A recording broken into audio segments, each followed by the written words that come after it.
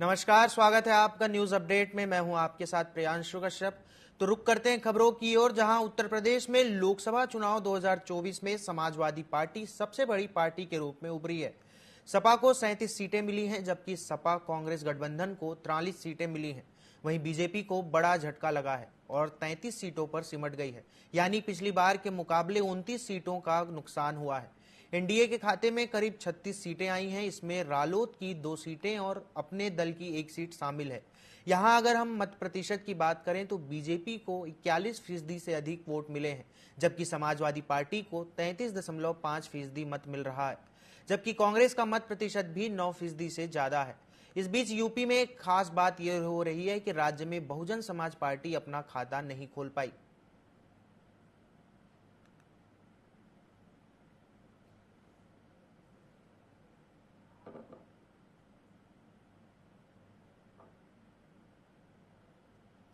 उत्तर प्रदेश के बाराबंकी में इंडिया गठबंधन के प्रत्याशी तनुज पुनिया ने जीत दर्ज की है। तनुज पुनिया ने जीत के बाद बाराबंकी की जनता का आभार जताया है। इस वक्त हमारे साथ में मौजूद हैं इंडिया गठबंधन के प्रत्याशी तनुज पुनिया जी, जिनसे हम खास बातचीत करेंगे। और तनुज पुनिया जी को सबसे पहले तो ढेर सारी शुभकामनाएं कि आपने बहुत अच्छी जीत दर्ज की है, लेकिन दुख की बात यह है कि आपकी सरकार नहीं बन रही है। क्या कहना चाहेंगे? देखिए, दुख की बात तो नहीं है, क्योंकि सरकार बन रही है। अगर आप जिस तरह से आंकड़े अब आएंगे धीरे धीरे 3 बजे के बाद वाली, तो वो आपको सामने दिखेंगे कि किस तरह से इंडिया गठबंधन धीरे धीरे आगे निकलेगा। कई सारी सीटें हैं जो कंटेस्ट में हैं, और बाकी जहां तक बाराबंकी की बात है, तमाम नेताओं को, इंडिया गठबंधन के तमाम कार्यकर्ताओं को, और विशेष धन्यवाद पूरी बाराबंकी की जनता को देना चाहूंगा कि आपने जो है अपने मुद्दों के ऊपर जो वादे किए थे, जो आपने कहा था, वो आपने पूरा किया। जीते हैं, जनता को क्या लाभ देना चाहेंगे? क्या ड्राफ्टिंग है क्षेत्र में, कैसा काम करेंगे? देखिए, जितने वादे हमने किए हैं, जितने वादे हमने युवाओं से किए हैं, जितने वादे हम लोगों ने आम जनता से किए हैं, उस सारे वादे पूरे किए जाएंगे। जितने हमारे जैसे ओवरब्रिज की बात है, वो सारे काम हम कराएंगे। जितने वादे उनमें कोई भी खाली नहीं जाएगा, सारे पूरे किए जाएंगे। पिताजी भी बहुत अच्छा काम कराए हैं यहाँ पे आपके। अब आपकी बारी है। जनता ने आपके ऊपर विश्वास जमाया है और बाराबंकी की जो जनता है वो एक आशा भरी नजर से आपको देख रही है। तो आपको क्या लगता है कि ये जो जनता है उस पर आप खरे उतर पाएंगे उनके आशाओं पे? नहीं, बिल्कुल। देखिए, लेकिन जिस तरह से बहुमत मिल रहा है, 6 लाख तक वोट पहुंच चुके हैं, तो कितने लोगों तक मैं पहुंच पाऊंगा, ये बहुत ही मतलब दुविधा में डाल दिया है। लेकिन ये प्रयास रहेगा कि हर आदमी तक पहुंचे, हर आदमी का काम कराएं, और बड़े बड़े काम जो जिसमें पूरे क्षेत्र का फायदा हो, उस पर ज्यादा ध्यान। चलिए तनुज पुनिया जी, बहुत बहुत धन्यवाद, जीत की अग्रिम बधाई। तो ये थे तनुज पुनिया, जो इंडिया गठबंधन के प्रत्याशी थे, जो लाखों की संख्या में इन्होंने सांसद पद का जो ये वोट है उसको पाया है, और सांसद पद का आप शपथ लेंगे। फिलहाल इस तरीके की और तमाम खबरें देखने के लिए बने मेरे साथ। मैं हूँ आपके साथ में श्रवण चौहान। 2 बार रिकाउंटिंग होने के बावजूद बहुत ही कड़ी मेहनत के बाद अंत में अजेंद्र सिंह लोधी ने हमीरपुर लोकसभा का ताज पहना। बता दें कि हमीरपुर लोकसभा सीट में काउंटिंग के दौरान भाजपा के जिला अध्यक्ष सुशील पाठक और बीजेपी के उम्मीदवार पुष्पेंद्र सिंह चंदेल ने ईवीएम से रिकाउंटिंग की बात जिलाधिकारी से कही, जिससे जिले के जिलाधिकारी राहुल पांडे ने विधानसभा हमीरपुर की 228 की 20 ईवीएम मशीनों की रिकाउंटिंग के लिए आदेश जारी किया। वहीं 20 ईवीएम मशीनों में मतदान कक्ष में रिकाउंटिंग शुरू हुई, जिसमें 20 मशीनों की रिकाउंटिंग के बाद भी वही नतीजा सामने आया। सपा प्रत्याशी अजेंद्र सिंह राजपूत ने 2629 वोटों से जीतकर अपने सर पर ताज पहन लिया।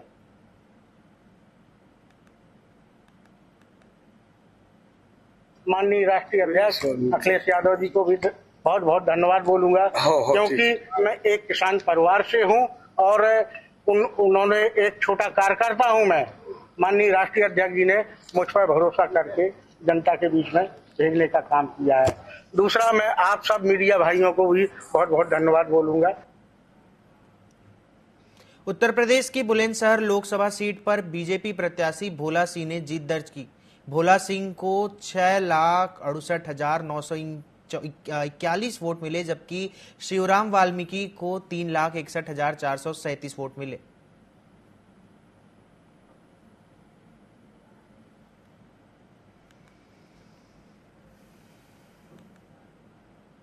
चुनाव की मतगणना यहाँ पर चल रही है और डॉक्टर भोला सिंह भाजपा से प्रत्याशी हैं। लगभग करीब 3 लाख वोटों से वह इस बार भी जीत हासिल करने जा रहे हैं। जानते हैं उनसे कि इस जीत के पीछे क्या जनता का क्या मकसद है, क्या उनको उम्मीद जताई है तीसरी बार वे सांसद बनने जा रहे हैं। सबसे पहले तो आपको हमारी तरफ से बहुत बहुत जीत की शुभकामनाएं। और सांसद जी जानना चाहेंगे कि इस बार जनता ने आपका फिर भरोसा जताया है, तो किस तरह से आप जनता का धन्यवाद। जी, हम आपके चैनल के माध्यम से अपनी क्षेत्र की महान जनता का भी धन्यवाद करते हैं, अपने शीर्ष नेतृत्व का भी धन्यवाद करते हैं और आपका भी धन्यवाद करते हैं, क्योंकि आपका भी विशेष सहयोग रहा है हमें यहाँ तक पहुँचाने में। अपने मीडिया भाइयों का विशेष प्यार रहता है और क्षेत्र की जनता ने तो रिकॉर्ड तोड़ दिया।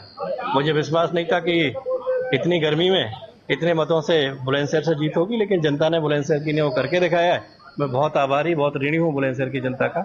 और निश्चित ही तीसरी बार मोदी जी के नेतृत्व में जो विकसित भारत होगा, बुलंदशहर को विकसित बनाने में अपनी भूमिका निभाएंगे। डॉक्टर जी, पिछली बार आप करीब 2,91,000 वोटों से जीते थे, इस बार आप 3 लाख पार करने वाले हैं, तो क्या जनता आप पर पूर्ण भरोसा जता रही है? क्या आप जनता के लिए करना चाहेंगे इस बार? भाई, जो भी हमारी सरकार की योजनाएं होंगी हम उनको नीचे तक लेके आएंगे। और पिछले 10 सालों में बहुत ही ऐतिहासिक काम बुलंदशहर की जनता ने यहाँ पर देखे हैं माननीय मोदी जी के नेतृत्व में। आने वाले समय में कि ESI हॉस्पिटल हमारा स्वीकृत है, एक इंडोर स्टेडियम स्वीकृत है, हम उसको पूर्ण कराने का काम करेंगे। तो ये थे हमारे साथ सांसद भोला सिंह जी, जिन्होंने साफ तौर से बताया है कि वह तीसरी बार सांसद बनने जा रहे हैं और जनता का उन्होंने काफी धन्यवाद किया है और जनता ने उन पर एक बार पुनः विश्वास जताया है और करीब 3 लाख वोटों से वह जीत की तरफ बढ़ रहे हैं। अपने सहयोगी के साथ मुकेश राजपूत, TV 24 न्यूज, बुलंदशहर। उत्तर प्रदेश के लखीमपुर खीरी लोकसभा सीट पर काउंटिंग खत्म हो गई। बीजेपी प्रत्याशी और केंद्रीय मंत्री अजय मिश्रा टेनी चुनाव हार गए हैं। सपा प्रत्याशी उत्कर्ष वर्मा ने जीत दर्ज की है, तो वहीं धौरहा से भाजपा प्रत्याशी राष्ट्रीय उपाध्यक्ष रेखा वर्मा भी चुनाव हार गईं और सपा प्रत्याशी आनंद भदौरिया जीत गए हैं।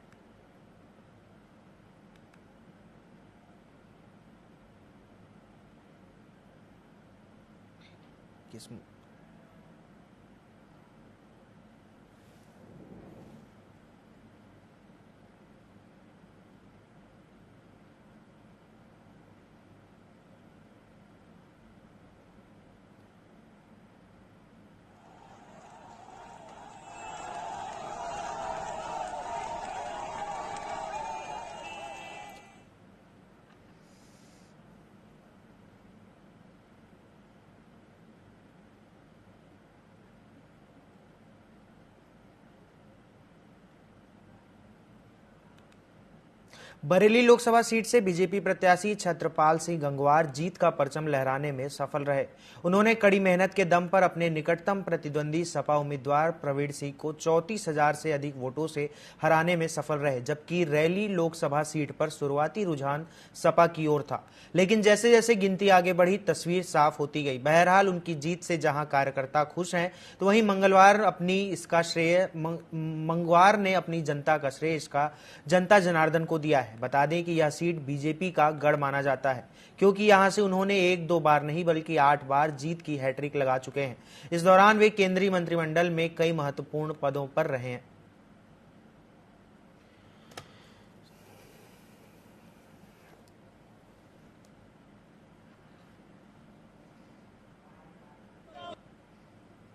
इस जीत में मेरी पार्टी के सभी पदाधिकारी, नेता, कार्यकर्ता, मतदाता और मीडिया का भी मैं बहुत बहुत धन्यवाद देता हूं। सबकी शुभकामनाएं, आशीर्वाद मेरे साथ था और उस आशीर्वाद का नतीजा आज एक बड़ी जीत के साथ में भारतीय जनता पार्टी के साथ हुआ है। मैं सबको धन्यवाद देता हूं। देखिए, उत्तर प्रदेश और पूरे इंडिया में समाजवादी पार्टी की पहल पर और जो इंडिया गठबंधन ने एक बहुत महत्वपूर्ण बढ़त ली है और एक बहुत अच्छी स्थिति में आई है उभर कर, ये बड़ी बात है। और बरेली में जो जीतो टिकटों में आप जो ये फर्क देख रहे हैं पोलिंग स्टेशन पे, इसमें कुछ जगह पोलिंग स्टेशन पे हम ही लोग कह सकते हैं कि हमारी चूक से थोड़ी बूथ कैप्चरिंग हुई और बूथ पे कब्जा करके वो उस लापरवाही में बीजेपी वाले उसको कर पाए और इसलिए उनका ये बड़ा है, वरना किसी भी तरह से उनके जीतने की संभावना। लोकसभा चुनाव की बात करें तो बीजेपी को सबसे बड़ा झटका यूपी में लगा है, जहां 2019 में उन्हें 63 सीटें मिली थी, तो वहीं इस बार 35 सीटों पर बीजेपी सिमटी हुई नजर आ रही है। क्या रणनीति है, किस वजह से बीजेपी को करारी हार का सामना यूपी में करना पड़ा? इस तमाम जानकारी के लिए हमारे साथ यूपी के स्टेट हेड शत्रुघ्न सिंह जी जुड़ चुके हैं। शत्रुघ्न जी, क्या कुछ रणनीति रही बीजेपी की? क्यों इस तरह से परिणाम बीजेपी के लिए निराशाजनक हुए और वहीं इंडिया गठबंधन और सपा को एक महत्वपूर्ण, जो कह सकते हैं कि एक बड़ी जीत हासिल हुई है यूपी में? भारतीय जनता पार्टी ने अपने सारे पुराने प्रत्याशियों को उतार दिया था, जो 10-10 साल सांसद रह चुके थे। तो उनके खिलाफ यहाँ पे एक आक्रोश था जनता में, क्योंकि या तो वो मिल नहीं रहे थे या उनको घमंड आ गया था, जमीन पे वो लोग काम नहीं कर पा रहे थे, जिसकी वजह से कहीं ना कहीं जनता में आक्रोश था। छोटी जातियां, जो निम्न जातियां थी, उनमें आक्रोश था। और उस और भी जो आक्रोश की वजह से एक तो ये हो गया कि उन्होंने सारे वही कैंडिडेट उतार दिए, कुछ ही कैंडिडेट थे जिनको चेंज किया गया था। तो एक तो उनके खिलाफ आक्रोश था। दूसरा, एक समाजवादी पार्टी ने एक अभियान चलाया छोटी जातियों के लिए कि आपका संविधान बदल जाएगा, क्योंकि भारतीय जनता पार्टी की तरफ से एक लल्लू सिंह जी जो फैजाबाद से लड़े थे, अयोध्या से जो चुनाव लड़े थे, उन्होंने बोला था कि 400 सीट इसलिए चाहिए। उनका वीडियो भी वायरल हुआ था, हमारे टीवी 24 पे भी चला था कि 400 सीट इसलिए चाहिए क्योंकि संविधान में संशोधन करना है, संविधान में बदलना है। तो ये उनको मैसेज चला गया कि ये लोग संविधान में संशोधन का मतलब ये हो गया कि आप संविधान में संशोधन करके ये आरक्षण को खत्म कर देंगे, ये और भी कुछ नया कर देंगे। ये इस तरीके का उन पे मैसेज चला गया और उन लोगों को भारतीय जनता पार्टी या मोदी जी को भी कई बार ये बोलना पड़ा कि नहीं, ऐसा नहीं है, ये लोग आरक्षण समर्थन, तो आरक्षण को तो ये लोग चेंज करेंगे, ये मोहम्मदन को आरक्षण दे देंगे, ये संविधान को संशोधन करेंगे। लेकिन वो बात उनको वो क्लैरिफाई नहीं कर पाए मोदी जी और अमित शाह जी कि हम लोग संविधान में संशोधन नहीं करेंगे। और कहीं ना कहीं छोटी जातियों में ये मैसेज रहा कि उनको संविधान संशोधन ये कर देंगे अगर इनकी सीट आ गई। एक तो ये विरोध हो गया। दूसरा, एक जो अब देखने में मिल रहा है कि समाजवादी पार्टी ने एक सोशल इंजीनियरिंग के तहत एक उन्होंने बड़ी स्ट्रेटेजी बनाई कि उन्होंने यादव जैसे पहले क्या होता था, वो 17 से 18 या 20 सीट तक यादव उनको देते थे। पहली बार ऐसा हुआ, उन्होंने अपने परिवार के केवल 5 यादवों को दिया गया, 5 लोगों को टिकट दी जो यादव जाति से थे, वो सारे उनके परिवार के थे। 4 मुसलमानों को दिया, जो केवल 4 मुसलमानों को, तो इससे पहले 17-18 मुसलमानों को टिकट देते थे। तो समाजवादी पार्टी की ये टैक्टिक बड़ी काम आई। उन्होंने अपनी जो कोर वोट है, जिनका उनको वोट मिलता ही है 100%, उनको टिकट ना देके अदर जाति को टिकट दिया। उन्होंने कुशवाहा, शाक्त, मौर्य, इनको शाक्त को उन्होंने टिकट दिया, उन्होंने मौर्य को टिकट दिया, उन्होंने कुशवाहा को दिया। एक तो ये बीजेपी का कोर वोट हुआ करता था, कुशवाहा, शाक्त, सैनी, ये भारतीय जनता पार्टी को पूरा वोट देता था। तो इसमें समाजवादी पार्टी ने बड़ी सेंध लगाई। उन्होंने उनके प्रत्याशी कई उतारे, जिससे वो सारे प्रत्याशी अपना वोट लेके आए, साथ कुशवाहा और सैनी का बीसी का वोट लेके आए, प्लस यादव मुसलमान उनको मिल गया। तो ये जो सोशल इंजीनियरिंग है वो अखिलेश यादव की बिल्कुल सफल हुई। उन्होंने ब्राह्मण को भी वोट टिकट दी, ब्राह्मण उनका जीता। बलिया से जो समाजवादी पार्टी ने वहां से सनातन पांडे को टिकट दिया था, भारतीय जनता पार्टी ने पूर्व प्रधानमंत्री चंद्रशेखर के बेटे को टिकट दिया था। आप ये सोचिए, इतने पॉपुलर सीट है, 8 बार वहां से चंद्रशेखर जी सांसद रहे, उसके बावजूद भी सनातन पांडे ने उनको हरा दिया। उसका यही सोशल इंजीनियरिंग थी। दूसरा, एक जो गर्मी ज्यादा थी, भारतीय जनता पार्टी का वोट करने के लिए निकला नहीं। यादव, मुसलमान और जो समाजवादी पार्टी का वोटर था, वो उन्होंने अपनी ज्यादा से ज्यादा बढ़ के वोट किया। एक ये भी रहा। तो दोनों का जो कॉम्बिनेशन बन गया, एक एंटी इनकम्बेंसी नीचे चल रही थी, लोग उसको देख नहीं पा रहे थे। जो ऐसा लग रहा था कि जब एग्जिट पोल आए तो हम लोगों का सोचना ये था कि जो नीचे जो लहर चल रही है वो लहर भारतीय जनता पार्टी के पक्ष में चल रही है, लेकिन ऐसा नहीं था। वो नीचे जो लहर चल रही थी वो समाजवादी पार्टी के पक्ष में चल रही थी। अब ऐसे सोचिए, नरेंद्र मोदी जी पिछली बार 3.5 लाख वोटों से जीते थे, इस बार 1.5 लाख वोटों से जीते। 2 लाख वोट नरेंद्र मोदी जी की बनारस में कम हो गया, जबकि बनारस में जितना काम हुआ है, मुझे लगता है कि पूरे भारत में कहीं इतना काम नहीं हुआ जितना बनारस में काम हुआ है। सेम यही पोजीशन लखनऊ में रही। लखनऊ में 3,48,000 वोटों से राजनाथ सिंह रक्षा मंत्री जो वो चुनाव जीते थे, लेकिन हुआ ये कि उनको 2 लाख वोट, उनके हिस्से से भी 2 लाख वोट कम हो गए।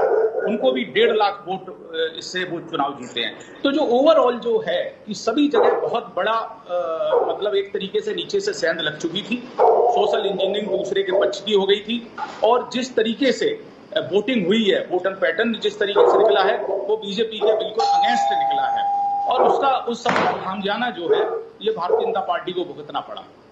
शत्रुघ्न जी, आज एक तस्वीरें वायरल हो रही है तेजस्वी यादव और नीतीश कुमार की, जो एक साथ वो दिल्ली के लिए फ्लाइट में एक साथ पहुंचे हैं। नीतीश कुमार एनडीए के मीटिंग में शामिल होंगे और वहीं तेजस्वी यादव इंडिया गठबंधन में। लेकिन अभी तक नीतीश कुमार ने किसी भी पार्टी को जीत की बधाई नहीं दी। क्या मैसेज जा रहा है इन दोनों एक साथ एक ही फ्लाइट में दिल्ली तक पहुंचते हैं और नीतीश कुमार का अब तक किसी को बधाई न देना, क्या मैसेज हो सकता है? देखो, कहीं ना कहीं नीतीश कुमार एक बार्गेन कर रहे हैं, जो मुझे लगता है नीतीश कुमार क्या है, पहले भी नीतीश कुमार को अपने केवल क्षेत्र बिहार से उनको मतलब है, उनको बिहार के अलावा बाहर से उनको मतलब नहीं होता है। वो सबसे पहले तो नीतीश कुमार ये चाहेंगे एक बड़ा पैकेज, नीतीश कुमार एक बड़ा पैकेज बिहार के लिए चाहेंगे, वो पहले से एक अच्छी मिनिस्ट्री चाहेंगे।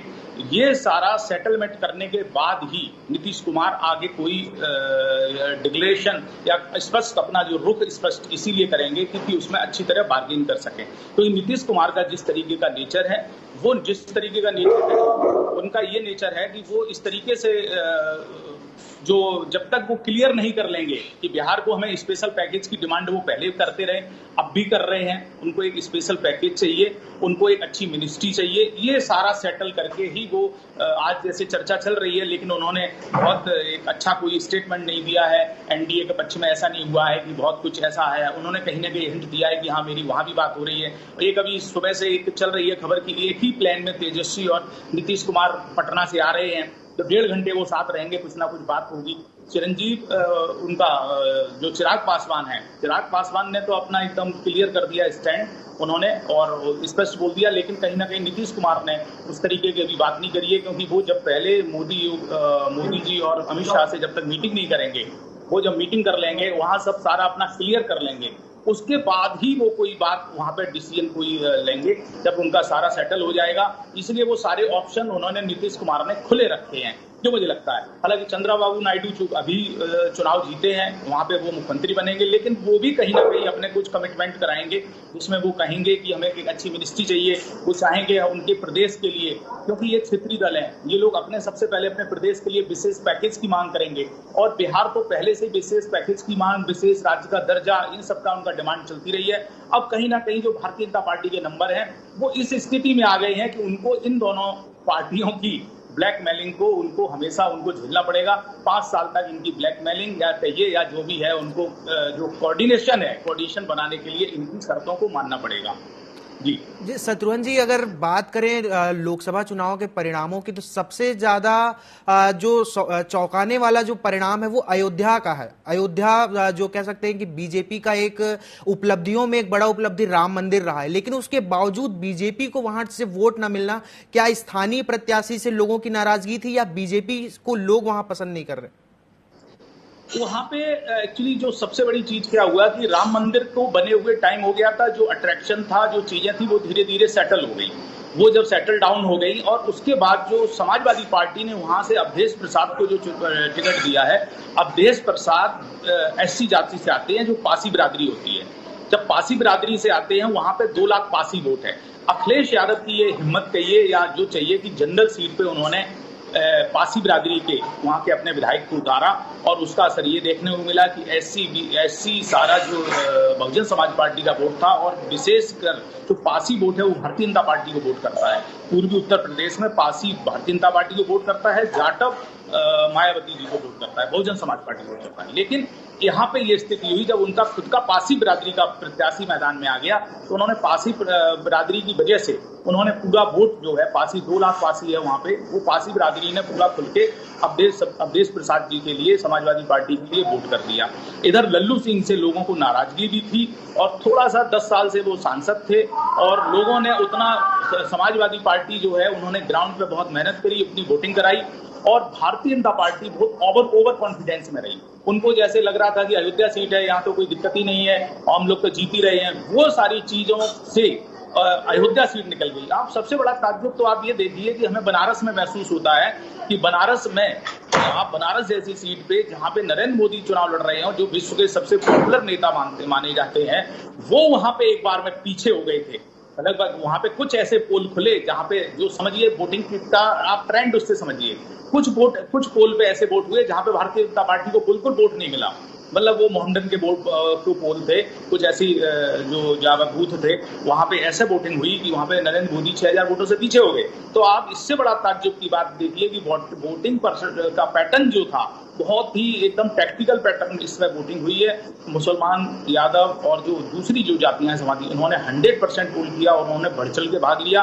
भारतीय जनता पार्टी के ओवर कॉन्फिडेंस में लोग रहे और उन्होंने सोशल इंजीनियरिंग में जो जातिगत समीकरण थे वो सारे ध्वस्त हो गए और उन्होंने सारा इस तरीके से वोटिंग हुई है। जो आप अयोध्या हो गया या इस अमेठी से स्मृति ईरानी हो गया, स्मृति ईरानी का भी हारना, स्मृति ईरानी ने अमेठी में बहुत काम कराया लेकिन वो भी चुनाव हार गई। उनका ये बहुत बड़ा ताज्जुब है। वो भी 10-5 हजार से नहीं, वो भी 1 लाख से ऊपर वोटों से वहां से चुनाव अमेठी से चुनाव हारी है।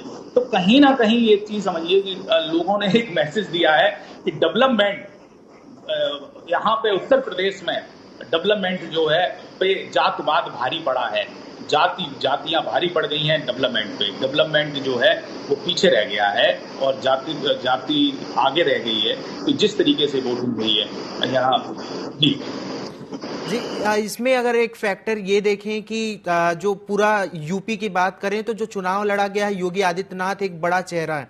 तो क्या विधानसभा चुनाव से पहले यूपी में जो बीजेपी है उन कार्यकर्ताओं में या जो नेता है उनमें एक बड़ा फेरबदल देखने को मिल सकता है? क्या विधानसभा चुनाव आगामी योगी आदित्यनाथ के फेस पे लड़ेगी बीजेपी? इस तरीके से बदलाव भी क्या किए जा सकते हैं? जी बिल्कुल बदलाव करने की पूरी संभावना है, क्योंकि उत्तर प्रदेश में एक जो सबसे बड़ी एक समस्या आ रही थी, जो शिकायत कर रहे थे लोग, कार्यकर्ता कर रहे थे कि यहाँ पे उत्तर प्रदेश में ब्यूरोक्रेसी ही यहाँ पे सरकार चला रही है। ब्यूरोक्रेसी इतनी हावी है कि जिले का जो डीएम है, एसएसपी है, वो मिनिस्टर की बात नहीं मानते हैं। जिले के जो एसएसपी, डीएम, इवन जो है सीओ वगैरह लोकल विधायक की बात नहीं मानते हैं, लोकल नेता की बात नहीं मानते हैं। तो कहीं न कहीं कार्यकर्ता जो है अपने आप को एक तरीके से ठगा सा महसूस कर रहा था। वो कहीं ना कहीं उनको लग रहा था कि हमसे काम तो लिया जा रहा है, हमको हिंदुत्व पे, राष्ट्रवाद की बात करके, राम मंदिर की बात करके हमें काम तो लिया जा रहा है, लेकिन हमसे कहीं ना कहीं जो है हमारे साथ अन्याय हो रहा है। उनकी बात नहीं सुनी जा रही है, उनको प्रतिनिधित्व उतना नहीं दिया जा रहा है, क्योंकि सारा जो यहाँ पे उत्तर प्रदेश में सारा जो काम है, जैसे कि मोदी और योगी जी की योजना है, वो सारा का सारा डीएम को जिम्मेदारी दे दी जाती थी कि आप अपने यहाँ जैसे विवाह कराने हैं, जो एक तरीके से जो यहाँ पे सामूहिक विवाह का प्रोग्राम होता है, तो डीएम की जिम्मेवारी है कि आज 101 का विवाह कराना है, 200 का विवाह कराना है। और दूसरा ऐसे ही कि आपको अगर टॉयलेट वाले जो शौचालय का देने वाला है या और जो भी गवर्नमेंट की पॉलिसी है या राशन है, वो सारे के सारा उनका एग्जीक्यूशन में सरकार लगी हुई थी। सरकार मतलब ब्यूरोक्रेट्स लगी हुई थी। कार्यकर्ता कहीं न कहीं सरकार के किसी काम में इन्वॉल्व नहीं था, तो कलकार कार्यकर्ता को ऐसा लग रहा था कि वो सरकार से अलग है। तो उसका असर देखने को मिला है और मुझे ऐसा लग रहा है कि इस जो परिणाम आए हैं इससे बड़ा फेरबदल होगा, ब्यूरोक्रेसी में बहुत बड़ा फेरबदल होगा।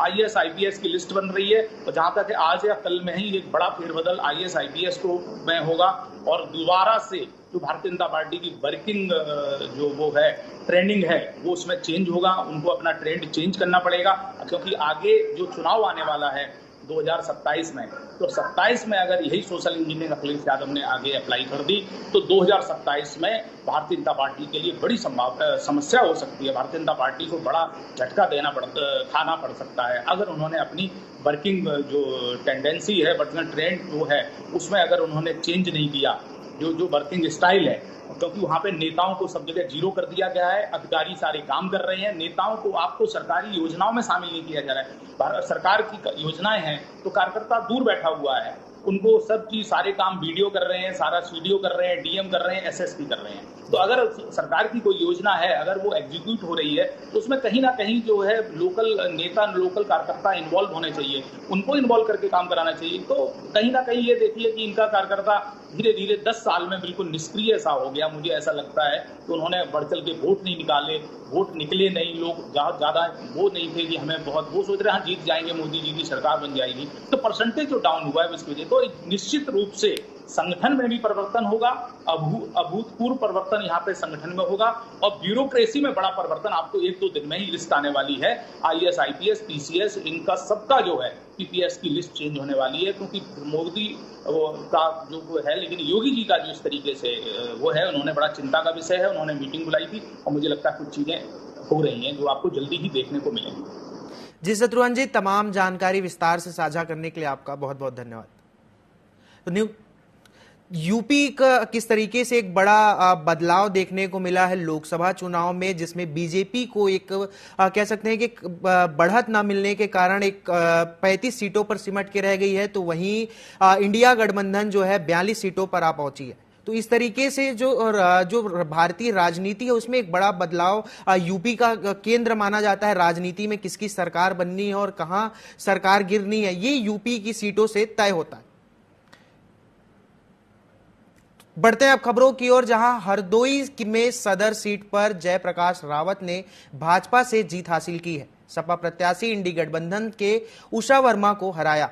वहीं मिश्रिक से अशोक रावत भाजपा से जीत दर्ज की। वहीं सपा इंडी गठबंधन प्रत्याशी संगीता राजवंशी को हराया है। दोनों सीटों पर भाजपा ने सीट दर्ज की है।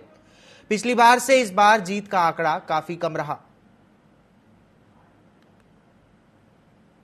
लोकसभा चुनाव के बाद में आज मतगणना का दिन था, जहां पर आज 32 मिश्रिक लोकसभा सीट से चौथी बार फिर एक बार सांसद अशोक रावत जी के सर पे सेहरा सजा हुआ है। और इस समय हम मौजूद हैं हरदोई के मतगणना स्थल पे, जहां पे हमारे साथ में अशोक रावत जी मौजूद है। मैं जानेंगे इस वक्त क्या कुछ कहेंगे कि जीत की खुशी का किसको श्रेय देंगे, क्या कुछ कहेंगे सर? आज जनता का जनादेश मिला है। माननीय हमारे यशस्वी प्रधानमंत्री जी पुनः प्रधानमंत्री बनेंगे और ये जनता मतदाता, हमारे पार्टी के पदाधिकारी, विधायक, शीर्ष नेतृत्व, प्रदेश नेतृत्व, जिन्होंने अपना आशीर्वाद मुझे दिया और जनता ने पूर्ण आशीर्वाद दे करके उस विश्वास को कायम रखा है।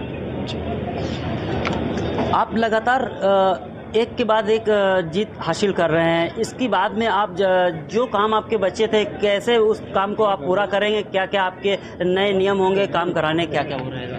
जनता का जो भी हम पे आदेश निर्देश आएगा उसको हम पूरा कराएंगे और विकास के कार्य पुनः शुरुआत होगी।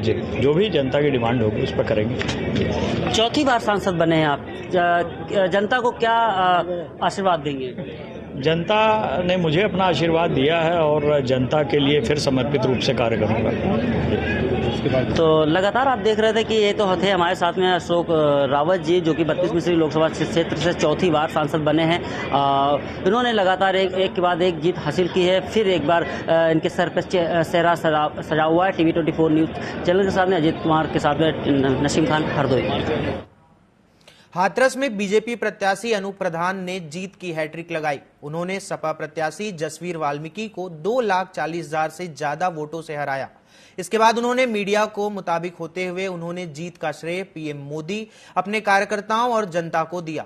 उन्होंने कहा कि इस चिलचिलाती धूप और गर्मी के बीच जनता के समर्थन ने मेरे दिल को छू लिया है। मैं इसके लिए हमेशा जनता का कृतार्थ रहूंगा। वहीं उन्होंने जीत का सेहरा मोदी और योगी सरकार की उपलब्धियों को दिया। उन्होंने आगे जनता से किए गए सभी वादों को पूरा करने की बात दोहराया। आपको बता दें कि बीजेपी ने इस सीट पर पहले 2014 और फिर 2019 में भी जीत हासिल की थी।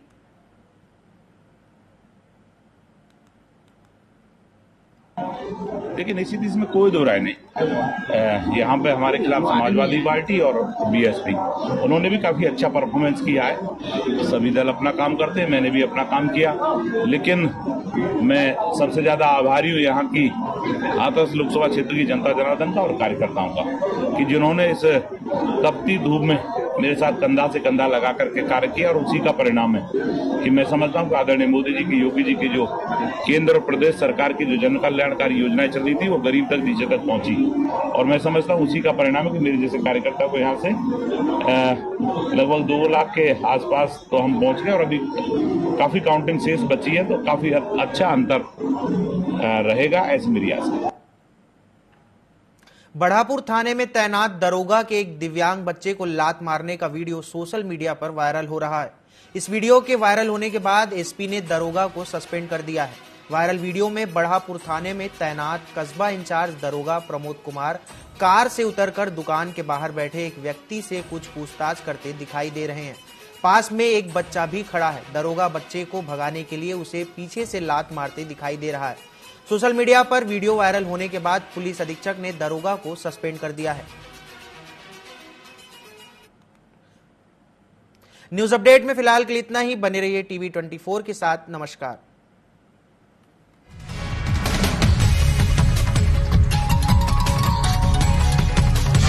हमारा है ये वादा। टीवी 24।